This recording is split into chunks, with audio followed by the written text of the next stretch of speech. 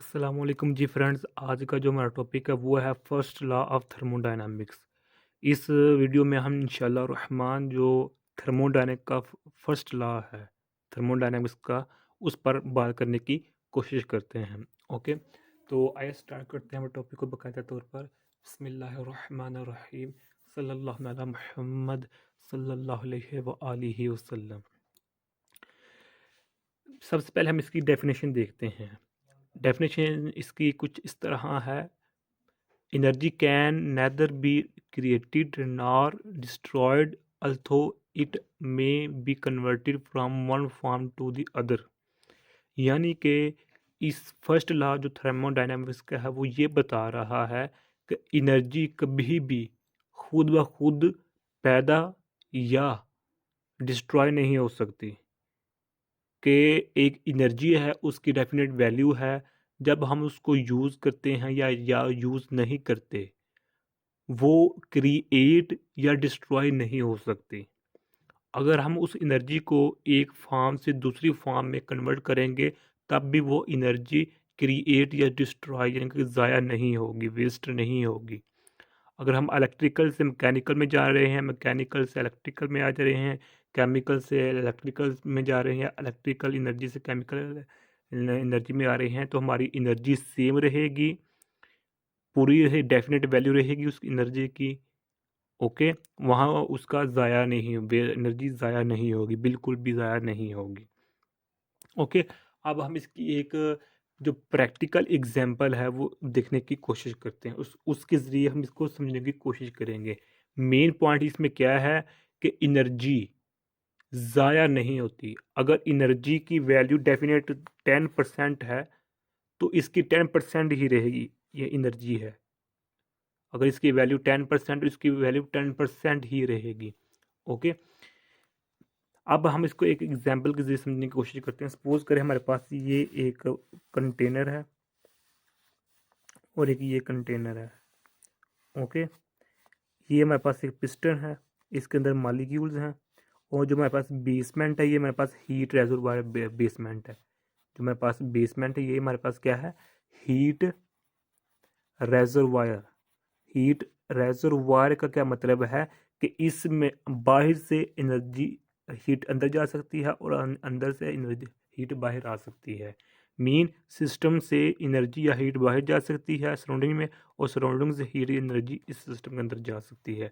और हमारे पास जो ये है, ये हमारे पास पिस्टन है, मूवेबल पिस्टन। मूवेबल पिस्टन मतलब ये पिस्टन ऊपर नीचे हो सकता है। ओके, और जो मेरे पास ये वाल्स हैं कंटेनर की, ये इंसुलेटर मटेरियल की बनी हुई है। इंसुलेटर मटेरियल मीन कि इन दीवारों से अंदर कोई चीज़ है, यह एनर्जी हीट अंदर इसके अंदर यहाँ से अंदर या यहाँ से बाहर नहीं जा सकती। अगर हीट अंदर या बाहर जा सकती, तो वो इस हीट रेजर्वायर के अंदर से ही आ जा सकती है। ओके, अब ये सेकंड केस है। यहाँ से हमने इसको प्रोवाइड किया क्यू, यानी कि हीट इसको हमने इस सिस्टम को दी। ओके, ये इस सिस्टम के मॉलिक्यूल्स हैं। जब हम इसको हीट देंगे तो हम ये हासिल करेंगे। ये कंटेनर क्या शो कर रहा है कि मॉलिक्यूल्स के दरमियान जो हमारे पास स्पीड है, जब हमने हीट नीचे से हीट रेजर्वायर के ज़रिए हीट दी इस सिस्टम को, तो ये जो मेरे पास मूवेबल पिस्टन है, ये ऊपर चला जाएगा। मूवेबल पिस्टन जो है ऊपर चला गया, और ऊपर जाने के बाद दूसरा काम क्या हुआ कि इस मॉलिक्यूल्स के दरमियान जो स्पीड थी, आपस में टकराने की जो मोशन थी, वो तेज़ हो चुकी है। मीन हम ये कह सकते हैं कि जो इसकी इंथाल्पी मीन जो इंटरनल एनर्जी है, जो इन मॉलिक्यूल के दरमियान इस सिस्टम की जो इंटरनल एनर्जी है, वो इंक्रीज़ हो चुकी है। इंटरनल एनर्जी इंक्रीज़ होने का क्या मतलब है कि यहाँ टेम्परेचर ज़्यादा हो चुका है, हम ये कह सकते हैं। हमने इधर से हीट दी, ये हीट देने से जो हमारे पास इसकी स्पीड की मोशन, मॉलिक्यूल्स के स्पीड की मोशन जो है वो ज़्यादा होगी, जिसकी वजह से इसकी काइनेटिक एनर्जी ज़्यादा होगी। काइनेटिक एनर्जी ज़्यादा होगी, क्या मतलब? इंटरनल एनर्जी ज़्यादा होगी। इंटरनल एनर्जी ज़्यादा होगी, इसका क्या मतलब है कि हमारे पास जो टेम्परेचर है वो ज़्यादा हो गया है। ओके हो गया। और अब हमारे पास जो ये है मूव पिस्टन, ये ऊपर चला गया। क्यों? क्योंकि हम नीचे से हीट दे रहे हैं। अब इसमें देखें कि जब हमने नीचे से हीट दी है, इधर से हीट दी है, तो हमारे पास दो प्रोसेस हुए हैं, दो काम हुए हैं हमारे पास। एक काम क्या हुआ कि हमारे पास इसका टेम्परेचर इंक्रीज़ हो गया। टेम्परेचर इंक्रीज़ मतलब इंटरनल एनर्जी इंक्रीज़ हो चुकी है इस सिस्टम की, इन मॉलिक्यूल्स के दरमियान। इंटरनल एनर्जी इंक्रीज़ होने का मतलब है कि इसकी इन मोशन की जो स्पीड है वो तेज़ हो चुकी है पार्टिकल्स की। एक ये काम हुआ हमारे पास। सेकंड काम क्या हुआ है कि हीट देने से जो हमारे पास मूवेबल पिस्टन है ये ऊपर चला गया, ऊपर मूव हो गया है। एक्चुअली इसकी स्पेस यहाँ, एक्चुअली इसकी जो पोजीशन ये है ना पिस्टन की, लेकिन ये ऊपर चला गया है।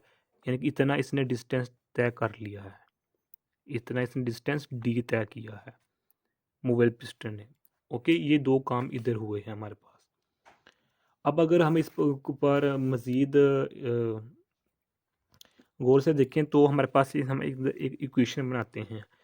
वो इक्वेशन हमारे पास क्या है, Q is equal to delta U plus W।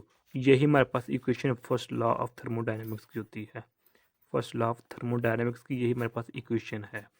इसमें हमारे पास जो ये क्या है, Q क्या है हमारे पास, ये हमारे पास हीट है जो हम इधर से दे रहे हैं इस सिस्टम को। ये हमारे पास इतना सिस्टम है। ओके, सिस्टम किसे कहते हैं, जिस पर काम हो रहा हो या काम कर रहा हो किसी दूसरे ऑब्जेक्ट पर, उसको हम सिस्टम कहते हैं। जबकि हमारे पास ये जो सराउंडिंग चीज़ें हैं ये हमारे पास सराउंडिंग में आ जाती हैं। ओके हो गया। क्यू हमारे पास इधर क्या है, हीट दे रहे हैं। और डेल्टा यू क्या है हमारे पास, ये चेंज इन इंटरनल एनर्जी है। सपोज करें हमारे पास इसकी इंटरनल एनर्जी क्या थी, U1 है, इसकी इंटरनल एनर्जी क्या है, U2 है। अब यहाँ ध्यान कीजिएगा, यहाँ जो इंटरनल एनर्जी है वो ना ना ही U1 है और ना ही U2 है। फिर क्या है कि चेंज है इसका, change mean delta U is equal to two negative U1। ये है हमारे पास चेंज इन इंटरनल एनर्जी, ये फार्मूले में है। इधर U1 नहीं है और ना ही U2 है, इधर डेल्टा U है। डेल्टा U का मतलब है change in internal energy. Mean कि सेकंड इंटरनल एनर्जी से हमने फर्स्ट एनर्जी को जब रिड्यूस करेंगे, कम करेंगे, जब माइनस करेंगे, इस U2 से U1 को माइनस करेंगे तो हमारे पास जो चेंज होगा इंटरनल एनर्जी में उसको हम फार्मूले में पुट करते हैं। ओके, और यही हमारे पास फर्स्ट काम होता था, जो मैंने पहले बताया कि हमारे पास टेम्परेचर इंक्रीज हो जाता है, यानी कि इंटरनल एनर्जी इंक्रीज हो जाती है। तो जितनी इंटरनल एनर्जी इंक्रीज हुई है, ओके, तो वो हमारे पास क्या होती है, डेल्टा यू होती है। और डेल्टा यू निकालने का क्या कैसे निकालते हैं कि टू में से फर्स्ट को माइनस भी कर देंगे तो हमारे पास डेल्टा निकल आता है। तो ये हमारे पास इंटरनल एनर्जी है। और सेकंड में काम हमारे पास क्या हुआ था, वर्क। जो हमारे पास पिस्टन यहाँ से यहाँ मूव करके गया है, किस की वजह से हुआ है, वर्क की वजह से हुआ है। वर्क कहाँ किसने लगाया, इन मालिक्यूल्स ने लगाया। इन मालिक्यूल्स ने जब हमने हीट दी तो इन मालिक्यूल्स ने इस पिस्टन पर काम किया, वर्क लगाया, फोर्स लगाई, प्रेशर लगाया, तो ये ऊपर मूव करके जिसकी वजह से हमारे पास वर्क हुआ। और वर्क होने की वजह से हमने इधर इधर वर्क पुट कर दिया फार्मूले में। ओके, ये ही मेरे पास फर्स्ट इक्वेशन है, फर्स्ट लॉ ऑफ थर्मोडायनेमिक्स। ये हीट है, ये चेंज इन इंटरनल एनर्जी है, और ये हमारे पास क्या है, वर्क है। ओके हो गया। अगर हम इसकी गहराई में जाना चाहें तो वो मैं नहीं जा, क्योंकि वीडियो लंबी हो जाएगी। एक मैं मेन तो इसकी जो ज़्यादातर ये लिखी जाती है equation, differential equation first law की, वो है partial Q is equal to D U plus partial W। अब मैं ये नहीं बता सकता कि हमने पार्शियल इधर इधर भी पार्शियल, इधर भी पार्शियल, इधर जो डी क्यों यूज़ किया है, ये एक अलग से डिटेल है इसकी। ओके, जो मोटे मोटे कंसेप्ट से उम्मीद है आप लोगों को इसकी समझ आ गई होगी। अगर हम इसको इस तरह लिखना चाहे, मज़ीद मॉडिफाई हम लिखना चाहे तो हम इसको इस तरह लिख सकते हैं, डेल्टा यू प्लस वर्क को, चूँकि हम जानते हैं वर्क इज इक्वल टू किसके होता है, प्रेशर के होता है, और डेल्टा वी के होता है। इस तरह इसी तरह हम इधर लिख सकते हैं प्रेशर डेल्टा वी। ओके, ये भी फर्स्ट लॉ की फर्स्ट लॉ थर्मोडायनेमिक्स की एक फॉर्म है। ओके, अब यहाँ हमें ये पता होना चाहिए कि जो हमारे पास थर्मोडायनेमिक्स है, जो हमारे पास फर्स्ट स्टेटमेंट ऑफ थर्मोडायनेमिक्स किसने, ये 1850 में हमें सबसे पहले दी थी। किसने, ये उसका नाम था रडोल्फ क्लाउजियस। रडोल्फ क्लाउजियस ने 1850 में हमने फर्स्ट लॉ ऑफ थर्मोडायनेमिक्स पेश किया था। ओके, और हमें ये भी पता होना चाहिए कि थर्मोडायनेमिक्स का फादर किसको कहा जाता है, यानी कि फादर ऑफ थर्मोडायनेमिक प्रोसेस किसको कहा जाता है, ये कहा जाता है सादी कार्नेट को। ये नाम चू हो रहा है, सादी कार्नेट को फादर ऑफ थर्मोडायनेमिक्स कहा जाता है। इसका जो कंप्लीट नाम था वो था NICOLAS, निकोल्स लिनोर्ड सादी कार्नेट, ये इसका कंप्लीट नाम था। ओके, इसको हम फादर ऑफ थर्मोडायनेमिक्स कहते हैं। ओके हो गया, ये फर्स्ट लॉ ऑफ थर्मोडायनेमिक्स था। अगर हम इसकी लिमिटेशन की बात करें फर्स्ट लॉ की, तो ये हमें डायरेक्शन के मुतल्लिक़ नहीं बताता कि जब एक बॉडी से हीट या एनर्जी किस डायरेक्शन में जा रही है, इसकी ये हमें फर्स्ट लॉ ऑफ थर्मोडायनेमिक्स नहीं बताता, ये सेकंड लॉ ऑफ थर्मोडायनेमिक्स बताता है। ओके, ये इसकी लिमिटेशन है फर्स्ट लॉ ऑफ थर्मोडायनेमिक्स की, कि हमें ये डायरेक्शन के मुतल्लिक़ नहीं बताता कि ये बॉडी एक है, ये बॉडी बी है, तो इसकी बॉडी का टेम्परेचर ज़्यादा है तो हीट यहाँ से इस डायरेक्शन में मूव करेगी। ये बात हमें फर्स्ट लॉ ऑफ थर्मोडायनेमिक्स नहीं बताता। ओके हो गया।